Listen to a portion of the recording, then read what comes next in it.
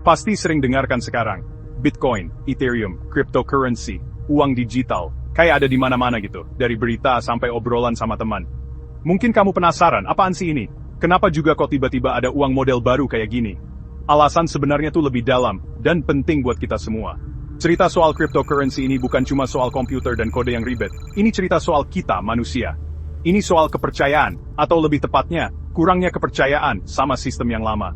Ini juga soal kekuasaan, dan siapa yang pegang kendali soal uang. Sudah lama banget, uang itu dikontrol sama pemerintah dan bank. Mereka yang nentuin nilainya, siapa yang boleh pakai, dan gimana uang itu beredar.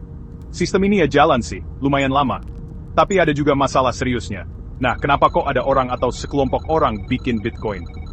Itu jawaban langsung buat masalah-masalah tadi. Pilihan lain yang tujuannya lebih terbuka, lebih adil, dan lebih tahan banting sama gagalan yang sering bikin rugi orang biasa. Yuk, kita mulai. Sudah lama banget, cara kita ngurusin uang itu ya gitu-gitu aja. Ada bank, ada pemerintah. Lembaga-lembaga ini penting banget buat keuangan kita. Mereka yang nerbitin uang, kayak dolar, euro, atau rupiah. Mereka yang proses pembayaran kita. Mereka juga yang kasih pinjaman. Ini yang namanya sistem terpusat. Semua kendali dan keputusan ada di tangan sedikit pihak di atas. Walaupun kadang efisien, sistem ini juga bikin banyak celah masalah buat orang biasa. Salah satu masalah gedenya itu inflasi.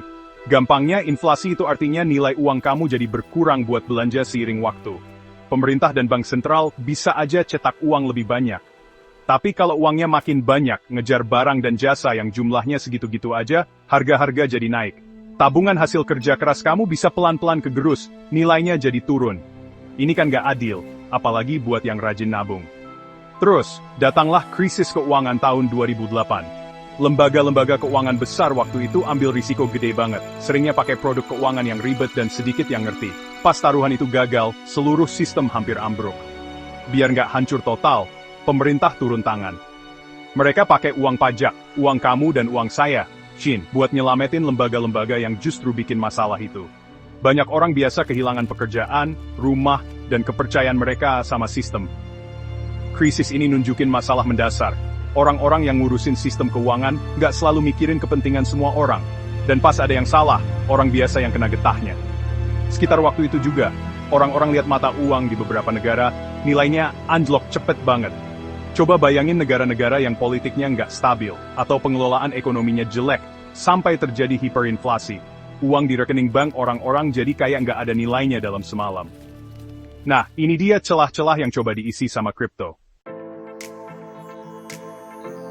Nah, di tengah suasana nggak percaya dan kekacauan keuangan ini, pas banget setelah krisis 2008, muncul sesuatu yang benar-benar baru. Bulan Oktober 2008, ada tulisan muncul di internet judulnya Bitcoin, Sistem Uang Elektronik Peer-to-Peer dari Satoshi Nakamoto.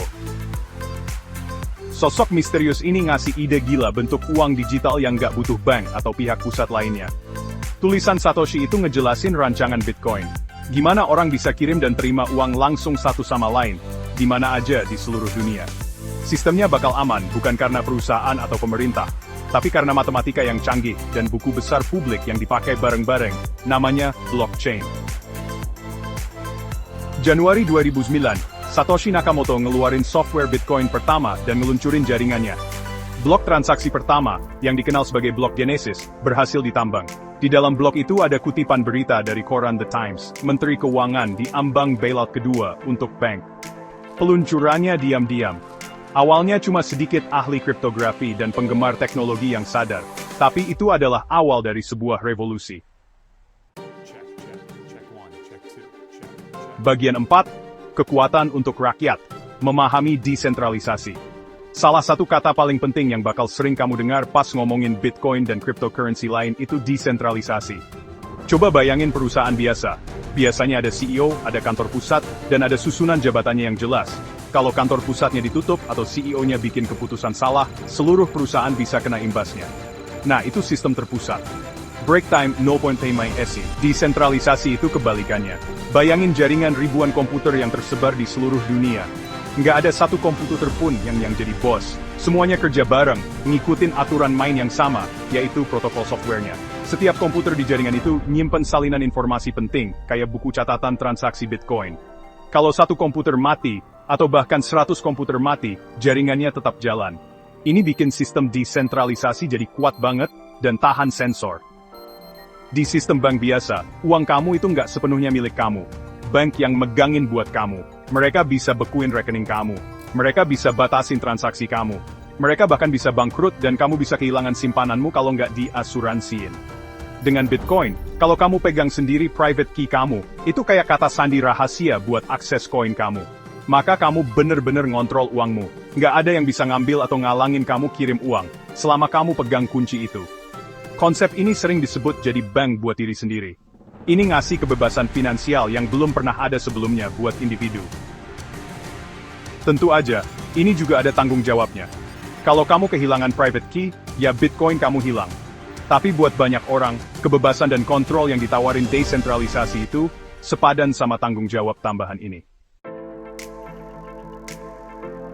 Bagian 5, kripto di dunia sekarang, bukan cuma heboh sesaat. Sudah bertahun-tahun sejak Bitcoin pertama kali muncul, dan dunia cryptocurrency meledak banget. Ini bukan lagi cuma buat yang suka teknologi aja. Kegunaannya makin terasa, dan kita lihat contoh nyata pemakaiannya. Salah satu contoh paling menarik datang dari negara-negara yang ekonominya lagi goyang parah. Coba lihat negara kayak Venezuela atau Argentina, di mana warganya ngalamin hiperinflasi. Mata uang negara mereka jadi hampir nggak ada nilainya, tabungan ludes, dan hidup sehari-hari jadi susah banget. Dalam situasi kayak gini, cryptocurrency seperti Bitcoin jadi kayak penyelamat. Orang-orang beralih ke kripto buat jaga nilai tabungan mereka, buat lari dari mata uang lokal yang anjlok. Mereka pakai kripto buat beli kebutuhan pokok, kadang bahkan makanan dan obat-obatan. Ini bukan soal jadi kaya, ini soal bertahan hidup secara finansial. Ini nunjukin kalau kripto bisa jadi alat bantu buat orang-orang pas pemerintah dan sistem keuangan tradisional mereka gagal. Kripto ngasih pilihan lain yang di luar kendali lembaga-lembaga yang gagal itu, ngasih sedikit kestabilan di masa-masa kacau. Bagian 6, tantangan dan harapan, masa depan kripto. Walaupun janji cryptocurrency ini menarik, kita juga harus realistis. Jalan ke depannya nggak mulus-mulus aja, banyak tantangannya. Salah satu rintangan terbesarnya itu volatilitas. Harga banyak cryptocurrency termasuk Bitcoin bisa naik turun drastis dalam waktu singkat. Ini bikin berisiko kalau dipakai buat simpanan utama, apalagi kalau uangnya mau dipakai cepat. Kekhawatiran penting lainnya itu soal keamanan dan banyaknya penipuan. Karena teknologinya baru dan bisa jadi rumit, dan karena tiap orang tanggung jawab sama uangnya sendiri, orang jahat jadi lihat peluang. Banyak banget cerita soal serangan phishing, investasi bodong, dan peretasan di tempat jual beli kripto, yang bikin orang kehilangan uang. Pengguna harus super hati-hati dan belajar bener-bener gimana cara ngelindungin aset digital mereka. Meskipun ada tantangan ini, ada optimisme dan kemajuan besar di dunia kripto.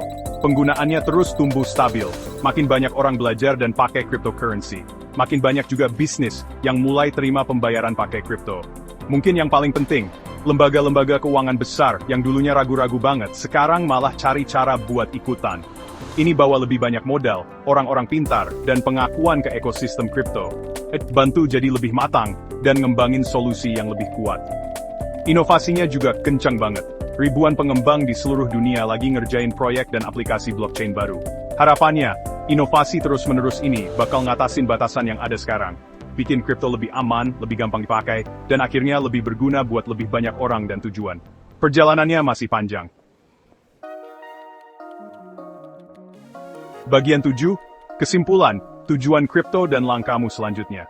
Jadi, kalau kita tanya pertanyaan besarnya, kenapa kripto dibuat? Jawabannya itu banyak lapisannya. Cryptocurrency dimulai dari Bitcoin, lahir dari kebutuhan nyata dan keinginan kuat buat sistem keuangan yang lebih baik dan lebih adil. Kripto muncul sebagai jawaban langsung atas kelemahan-kelemahan keuangan tradisional, sistemnya yang terpusat, gampang kena krisis kayak tahun 2008, gampang inflasi, dan caranya yang bisa aja nggak ngelibatin banyak orang. Kripto dirancang buat nawarin pilihan lain, pilihan di mana setiap orang bisa lebih ngontrol uangnya sendiri, di mana transaksi bisa langsung antar orang, tanpa perantara yang motong biaya atau ngasih batasan. Di mana sistemnya sendiri transparan dan diatur sama kode, bukan sama keputusan nggak jelas dari sedikit lembaga yang berkuasa. Ini soal bikin sistem yang dasarnya emang lebih terbuka, lebih mendunia, dan lebih tahan sensor dan manipulasi. Ngertiin alasan kenapanya, ini penting banget. Ini bantu kamu lihat lebih jauh dari sekadar naik turunnya harga harian, dan hebohnya berita. Ini bikin kamu bisa lihat cryptocurrency bukan cuma sebagai aset buat spekulasi, tapi sebagai teknologi yang punya potensi buat ngubah dunia keuangan kita, semoga jadi lebih baik. Ini soal ngebangun sistem yang lebih inklusif, buat dimana lebih banyak orang punya lebih banyak pilihan. Jadi teruslah bertanya, terus belajar, dan terus cari tahu apa arti teknologi ini buat kamu dan buat masa depan.